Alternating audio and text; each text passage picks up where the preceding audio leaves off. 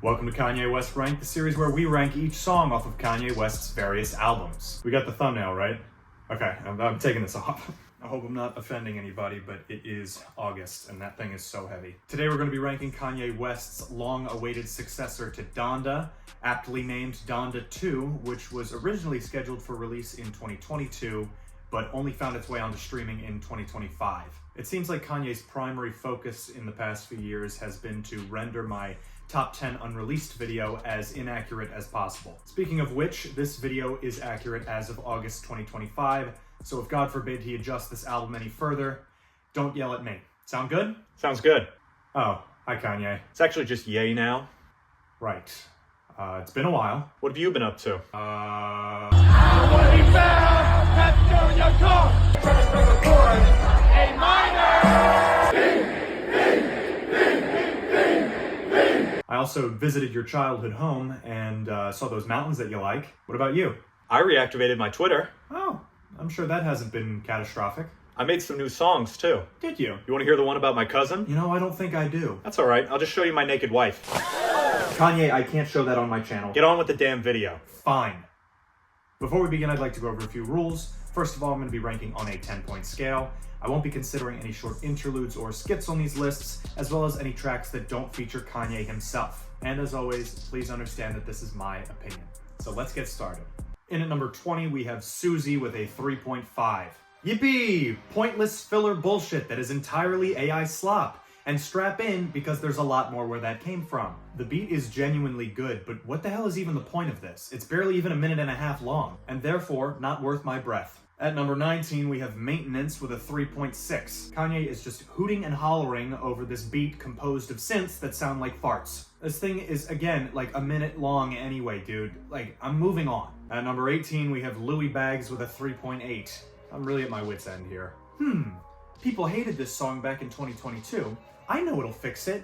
How about 3 minutes of distracting clunky AI verses? Not to mention the entire chorus and theme of this song is praising one of Kanye's late friends who he has since slandered all over the internet. Like, what are we even doing here? I've always kind of enjoyed this beat. The Kamala sample is a little bit random, but I guess, okay, way to represent. Then again, knowing Kanye's politics, that was definitely not his intention when including her. Jack Harlow takes care of his verse just fine, but at a certain point, this song is such a shit show, we're just not moving the needle. At number 17, we have Get Lost with a 5.4. Some people really enjoy this one, but it's just simply never clicked for me. It's kind of an interesting choice to make the entire song a cappella with just a distortion on Kanye's vocals, but unfortunately, it is a creative choice that sort of falls flat for me. And the vocals are just not interesting enough to excuse the fact that it's like 2.5 minutes of nothing that builds nowhere. At number 16, we have First Time in a Long Time with a 5.7. I might have just been in a sour mood by the time I got to this song since it is the last one on the album. Kanye doesn't do terrible, but I just feel like his chorus is kind of boring and repetitive, and Soulja Boy is on this song.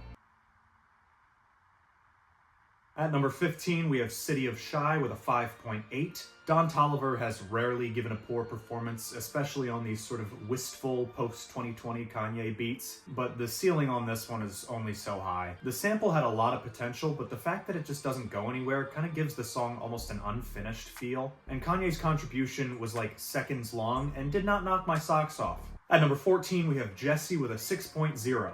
I hate the fact that I don't hate this song. This is one of the little surprise treats that Kanye left for us in that it wasn't on the original 2022 track list. In fact, it seems like it was thrown together rather recently in a short period of time for the sole purpose of bolstering this album's runtime. How do I know? Because it's like 95% AI. And God forbid anything new be good ever. Remember the Vultures video when I would get really angry about like a single line punched in with AI? Yeah, welcome to 2025. We're doing entire songs now. I grow weary of this bullshit, and my remaining emotional attachment is tenuous at best. Between you and me, continuing this series to cover post-Donda works has felt a bit like formality. With that being said, if you're able to ignore the slop, this song is very well produced and incredibly catchy, but ultimately very random and incongruous with the rest of the track list. At number 13, we have City of God with a 6.5. This is, in my opinion, one of the weaker singles from the original 2022 era. I've just never found myself coming back to it. The features are solid, and Kanye actually does a pretty good job, but ultimately this song just kind of comes across as empty to me. Cardi's ad-libs are like an annoying mosquito flying in your ear, and he doesn't even have a verse. At number 12, we have Keep the Flowers with a 6.6. People hate this one, and I don't really see why. I mean, it's no masterpiece, of course, but it's at least kind of fun. Kanye's performance is admittedly a little lackluster, but the production is at least unique and catchy. At number 11, we have Mr. Miyagi with a 7.0. I admit I wasn't terribly familiar with this one from the original 2022 track list, but I was pleasantly surprised when I gave it another go this time around. Kanye's performance on the chorus is very catchy, and the beat is pretty fun. Future did not disappoint, but the song kind of falls off in the middle of the Cardi verse. He did okay. At number 10, we have Security with a 7.5. This song is very iconic, but not terribly complex. The instrumental is remarkable in that it is unique and does do very well at creating a sense of tension and unease. Kanye's vocal contribution is short and simple, but once he's out of the way, the beat finally has a chance to sort of build and do its thing. In at number 9, we have Burn Everything with a 7.6. This is right about where we start to get into the songs that I would actually listen to. This song has been out as a single for a couple years now, and it's not life-changing, but I've spun it a couple times. Kanye's sort of washed-out, scratchy vocals actually kind of lend themselves nicely to the vibe of this song. The feature is decent and overall doesn't overstay its welcome. Good job, Kanye. At number 8, we have Sci-Fi with a 7.8. This one is actually one of my favorites from the original 2022 version. The beat is incredible, Sean Leon's performance is fantastic, and it really did fit the vibe of the original album. However, it does suffer on a number of levels, mostly by nature of the fact it's not 2022 anymore. The Kim sample at the beginning is sort of confusing since he's already been with Bianca for like 2 years now. Not to mention that Kanye already gave up this song to Sean Leon in 2023 for his own album. Sean renamed it to Oxygen and ended up polishing it into a far more complete sounding song, which sort of raises the question as to why Kanye would even include Sci-Fi on this release, if not out of pure laziness. I mean, just go listen to Oxygen, it is objectively better. At number 7, we have Broken Road with a 7.9. I've said it before, Don Toliver's voice is just perfect for features like this. And here's another genuinely solid verse from Kanye. Good job, everybody. At number 6, we have 530 with an 8.0. But your eyes do not deceive you. This is 530 again, being covered on this channel for the 3rd fucking time. But it's like the old one from before Vultures 2 and the AI, but also minus the mumble beat switch, and also still the really low quality version ripped from YouTube. I just don't fucking know anymore. I abstain. I am tired of talking about this song. If you want to hear valuable commentary on it, I don't know, go watch my other videos. At number 5, we have True Love with an 8.1. These X vocals must be like a decade old at this point. This song sports a very polished production. It's a layup to reuse the runaway drums. Kanye's verse flows nicely and has a clear message, which is unfortunately a anomalous occurrence in the Big 2-5. It's not a secret that this album is kind of a clunky mess when it comes to direction, but some people theorize that that was actually an intentional choice meant to symbolize the tumult of a divorce, something that Kanye was going through with Kim in 2022 during this album's initial inception. I think this is maybe a creative way to sort of excuse an overall lack of quality, but it's at least an interesting thought.